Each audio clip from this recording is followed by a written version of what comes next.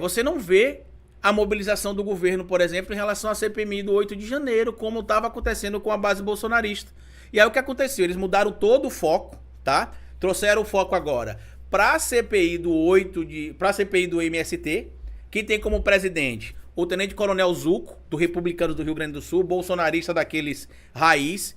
O relator é o Ricardo Salles. Ambos deveriam ter sido considerados ali suspeitos ou inaptos para ocupar esses cargos. Por quê? Porque o relatório deles, vide as declarações que ambos têm, vai ser um relatório contaminado. Isso é um fato. A nossa sorte é que a tendência é que essa CPI acabe no dia 28 de setembro. E o Lula fará a indicação, como a gente sabe, de um novo membro do Ministério Público Federal, né, da PGR, a partir de setembro, se não me falha a memória. Mas mesmo assim, isso vai dar muito espaço na mídia, tá?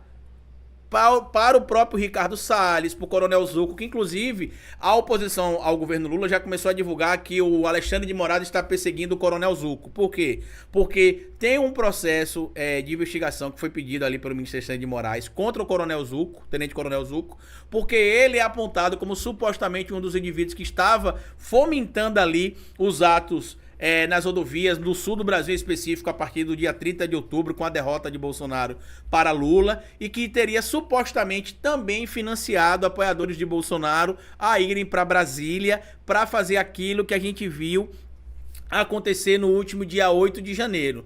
Então, assim, na CPI, por exemplo, do MST, o cenário está totalmente devastador, porque você tem lá como presidente o Tenente Coronel Zuco, relator, a gente tem lá o Ricardo Salles, e como vice-presidente, o primeiro vice-presidente, o Kim Kataguiri. Ambos, os três aí, tentam criminalizar o MST.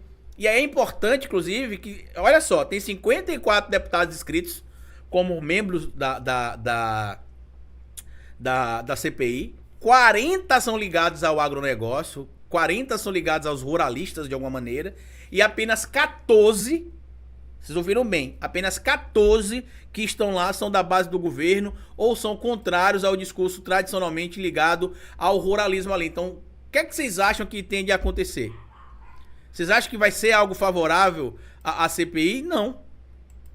Quando eu falo favorável ao MST, óbvio que não. Eles não têm interesse em trazer uma discussão favorável ao MST. O que eles querem fazer, na verdade, é criminalizar o MST. E aí é importante a gente lembrar aqui, né, que existe o Estatuto da Terra, que foi criado em 1964, em novembro de 64, durante a ditadura militar, durante a gestão dos militares, que não tem ligação ali com o PT. O MST nem existia naquele momento. A questão da reforma agrária é algo que remonta à Roma Antiga, aos irmãos Caio Graco e Tibério Graco, que já falavam de reforma agrária naquele momento no Tribuno da Plebe.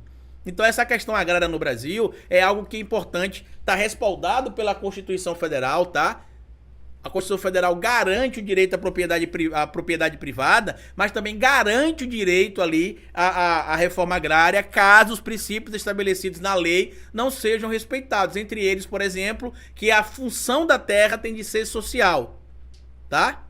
E aí alguns pontos que são omitidos, por exemplo, e que serão omitidos evidentemente também pelo próprio Ricardo Salles, é que nenhum proprietário de terra simplesmente é retirado da sua terra e perde tudo e acabou. Existe um processo de indenização, onde se faz ali a análise do valor que aquela propriedade vale, para dali se ter uma indenização para que aquela propriedade seja desapropriada e que os indivíduos que estavam ali fazendo a denúncia que aquela propriedade ela é improdutiva, passa a ser uma propriedade que vai ser direcionada à reforma agrária. Também não é como, por exemplo, os membros da CPI estão tentando mostrar ali, que é um movimento criminoso. O MST é um movimento legítimo, legal, protegido pela lei. Se tem figuras dentro do MST que tem condutas que vocês consideram criminosas, vocês têm de apontar isso, tá? Apontar isso para a justiça, porque você tem de criminalizar quem cometeu o crime.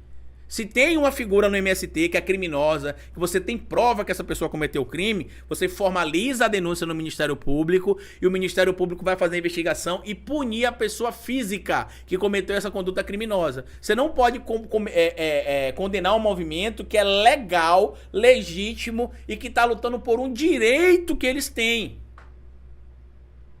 Então, para mim, está sendo uma falha gigantesca da base do governo e da esquerda como um todo também, não entender o peso que essa CPI terá. Porque a questão não é só dar espaço para o Ricardo Salles, como muita gente está apontando. Ah, Carlito, vai dar espaço para o Ricardo Salles, vai dar espaço para isso. Eu não sei nem se o Ricardo Salles será candidato, porque vai depender do acordo que vai sair lá em São Paulo. Valdemar Costa Neto não é burro, tá?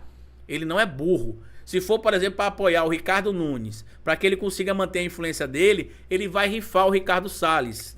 Só que ele também não tem nada a perder também lançando o Ricardo Salles, porque o Ricardo Salles é deputado federal, o máximo que pode acontecer é ele não ser eleito. Na pior das hipóteses, ele não ser eleito. Só que a gente ainda vai ter muito tempo à frente também para poder montar pontos de vista diferentes em relação a eleição de 2024 para São Paulo, mas isso vai dar o protagonismo ao Ricardo Salles. Só que pode dar um protagonismo negativo também, porque como a gente já sabe que o relatório dele tende a ser um relatório, como é que se diz? Um relatório parcial, um relatório em tese contaminado, o que pode acontecer ali é o próprio Ministério Público Federal, através da PGR, porque alguns casos ali, já que vão envolver deputados e outros políticos, pode ir para a PGR ou para o STF, pode ficar comprovado ali que os materiais não prossigam, porque para ter a denúncia ser formalizada e ser acatada, precisa se ter materialidade. Não adianta o Ricardo Salles, o Tenente Coronel Zuco, dizer lá que o MST é um movimento de bandido, de criminosos, de infiltrados, que faz isso, faz aquilo, se não tiver materialidade. A gente precisa lembrar que o MST é um movimento social agrário legítimo, que produz, inclusive, é o maior produtor de arroz orgânico da América Latina, um dos maiores produtores de cereais do mundo também, como movimento específico, né? Não como indústria como um todo, mas como movimento específico. Matou a fome de muita gente durante a pandemia da Covid-19 e é lamentável que a gente veja uma situação como a gente está vendo agora, o governo se mobilizar tão pouco. Eu estou muito preocupado com essa postura do governo, sendo bem sincero para vocês. Estou muito preocupado, porque eles conseguiram tirar o foco da CPMI do 8 de janeiro e apontar o foco para a CPI do MST. E o que é que o governo está fazendo para isso, para frear isso? Até onde eu estou acompanhando, nada. Eu acho que isso está sendo um erro ali da articulação do governo, inclusive que envolve até o próprio Padilha, que tem sido criticado recentemente por pessoas ligadas à base aliada do governo. E aí o que acontece em relação a essa situação toda que envolve o MST? A gente precisa tomar cuidado com essa CPI, porque a gente sabe que a extrema-direita quer criminalizar o MST há muito tempo. O MST é um movimento legítimo. O que eles pedem é enquadrado dentro da lei. Deixa eu só mostrar para vocês aqui na Constituição, tá? A gente tem ó, o Estatuto da Terra. O Estatuto da Terra, só para mostrar para vocês aqui, ó. O Estatuto da Terra, que não foi criado pelo PT, pelos comunistas, tá? Tá aqui, o Estatuto da Terra foi criado em 1964, tá aqui, ó. Em 30 de novembro, se não me falha a memória, 30 de novembro de 64, a Lei 4.504, tá? Tá aqui, ó. Dispõe sobre o Estatuto da Terra e dá outras providências. Aí fala aqui sobre o que que pode ser considerado ali uma propriedade com função social. Fala aqui no artigo 1º, parágrafo 1º, sobre como é que se pode observar a reforma agrária, né? Como é que pode ser. Fala aqui também sobre a segurança que todos têm direito à propriedade da terra e à função social. E aí fala o que a propriedade precisa ter. E aqui ele fala simultaneamente, tá? Precisa oferecer tudo isso. Fala sobre o dever do poder público. E olha só quem assinou isso aqui, ó. Só pra vocês entenderem, tá? Olha só quem assinou aqui, ó. Não foi Lula, não foi o PT, ó. Foi o general Castelo Branco, certo? Presidente da República em 30 de novembro de 1964. Também tem a Constituição Federal que a gente precisa trazer aqui, ó. Google. Aí no Google você digita aqui, ó. Constituição Federal. Tá ali, ó. E aí vai abrir aqui, ó. Você vai lá no artigo 185... que vocês vão ver também que está respaldado legalmente a luta pela terra. 185 e 186, se não me falha a memória. Deixa eu ver aqui, tá? Então a gente precisa ter cuidado com essas narrativas que a extrema-direita tem criado, porque para quem acha que está tudo resolvido no Brasil, não está. Tá aqui, ó. São suscetíveis de desapropriação para fins de reforma agrária. A pequena e média propriedade rural, assim definida em lei, desde que são insuscetíveis, né? Ou seja, não entra em reforma agrária. Pequena e média propriedade rural, assim definida em lei, desde que o seu proprietário não possua outra, então não é qualquer tipo de propriedade que vai ser levada para a reforma agrária. A propriedade produtiva, e aqui fala sobre a função social cumprida quando a propriedade atende simultaneamente, segundo os critérios e graus de exigência estabelecidos em lei, os seguintes requisitos: aproveitamento racional e adequado, utilização adequada dos recursos naturais disponíveis e preservação do meio ambiente, observância das disposições que regulamentam as relações de trabalho, exploração que favoreça o bem-estar dos proprietários e dos trabalhadores. E aqui vai falando sobre quais são os instrumentos, como é que vai ser destinado as terras, como é que vai ser feito o trabalho ali de indenização. Só que a gente precisa popularizar isso. Eu acho, inclusive, que assim como é um erro do MST, melhor, do MTST não falar mais do Estatuto da Cidade, eu também acho um erro do MST não divulgar tanto mais o Estatuto da Terra. A gente sabe que eles divulgam o Estatuto da Terra, sabe que tudo isso poderia funcionar de outra maneira, mas eles poderiam ter um alcance maior, divulgar isso de forma mais rápida, mais frequente. Por exemplo, a Laura Sabino, que é uma moça que produz conteúdo aqui pro YouTube, e que é oriunda do movimento social agrário do MST, ela poderia ter ali um convite maior, na minha opinião, por parte do próprio movimento para ajudar a desenvolver essas políticas de redes sociais. A Laura faz muita coisa importante, mas uma andorinha só não faz verão, né? Então eu acho que o MST poderia buscar ali a Laura para poder produzir alguns materiais e trazer, quem sabe ali, mais pessoas para a discussão desses temas que são extremamente importantes, porque muita gente não sabe que não é qualquer tipo de terra que é considerada terra designada para desapropriação. E também muita gente não sabe, por exemplo, que o proprietário da terra, ele não fica com a mão na frente e outra atrás. Quando a propriedade dele, se comprova que a propriedade dele não tem a função social, não é simplesmente o MST invadir lá e falar assim, ó, essa terra não tem função social. Aí o INCRA olha e fala, beleza, então a gente vai desapropriar aqui e deixar tudo para você. Não é assim que funciona, tá? Não é assim. O INCRA é notificado, aí vai lá ver se a propriedade ela é ou não produtiva. Aí depois que se descobre se a propriedade é ou não produtiva, na verdade, quando chega lá, se notifica o proprietário de terra para ele provar que a propriedade é produtiva. Se tiver alguma área da propriedade dele que não é produtiva, ele também é notificado a provar que vai tornar aquela propriedade, aquela área da propriedade produtiva. E dali para frente, ele vai ter de também provar que tornou aquela área ali produtiva. Depois o INCRA volta lá de novo para ver. Ou seja, não é simplesmente chegar lá, denunciar e falar, opa, denunciou, perdeu a propriedade. Não, tem várias etapas até chegar na decisão final de desapropriação para a reforma agrária. E aí quando tem essa desapropriação para a reforma agrária, o que acontece? Membros do INCRA fazem, por exemplo, uma reunião com os proprietários da propriedade, com os avaliadores ligados normalmente à Caixa Econômica Federal, que avalia quanto é que a propriedade vale e indeniza o proprietário da terra. Onde é que está o problema, Carlito? O problema está que por conta da especulação imobiliária, inclusive do campo rural, né, por conta da especulação de terras, o proprietário da propriedade rural não quer, às vezes, receber o valor que a terra dele vale. Ele quer o valor que ele acha que a terra vale. Por exemplo, a propriedade vale...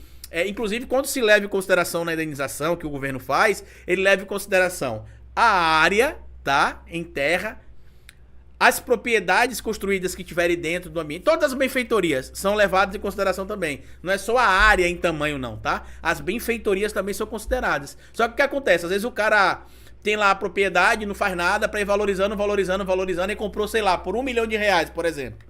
Aí ficou lá parada. Aí ele acha que a terra dele vale 5 milhões. Aí o governo vai lá, depois de provar que a terra não é produtiva, vai lá, por exemplo, se faz ali todos os procedimentos para confirmar que a terra é improdutiva, e aí ele é notificado, chega no acordo para fazer o pagamento da indenização. Ele quer quanto? Ele acha que a terra vale 5 milhões. Os avaliadores vão lá e analisam que a terra, na verdade, vale 2 milhões e 800, 3 milhões e 100. Ele disse que não quer. E aí é quando eles tentam judicializar. Porque esse é o grande problema. Ah, Carlito, mas as pessoas não têm direito a ter propriedade privada? Tem, mas quando ela assina lá o contrato de compra e venda, a escritura da terra, né, e a escritura da propriedade, tem os compromissos que ela tem com a propriedade.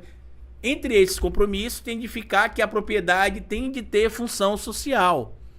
Para quem não sabe, né, o movimento do MTST, que é o movimento de moradia urbana, eles têm ali um estatuto também de 2001, Estatuto das Cidades, que também tem elementos para poder promover o que a gente chama de desapropriação urbana.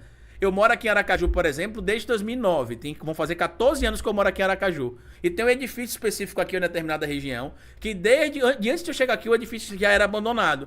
Aí famílias ligadas ao MTST invadiram lá, porque era abandonado. Notificou o poder público e aí o imóvel tem lá, ó, dívida com o IPTU, todos os critérios estabelecidos pela lei do Estatuto das Cidades.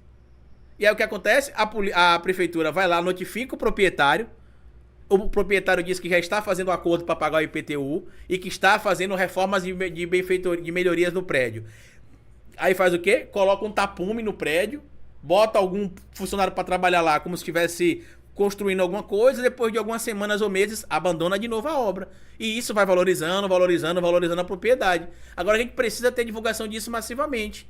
Como eu citei para vocês no caso do MST, o MST poderia ajudar a Laura, né? Fornecer ali mais gente para trabalhar com a Laura, colaborar financeiramente com a Laura Sabino. Eu não sei nem se eles colaboram ou não, né? Tô falando aqui de boca assim livre, não.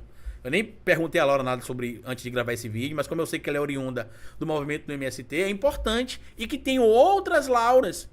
Eles poderiam chamar a Laura para dar workshop, para que a Laura ensinasse outras pessoas como se comunicar nas redes, como é que fazer live no Instagram, no Twitter, no Telegram, no TikTok, enfim, no YouTube. Porque por mais banal que possa parecer isso para algumas pessoas, tem gente que realmente não sabe, tá?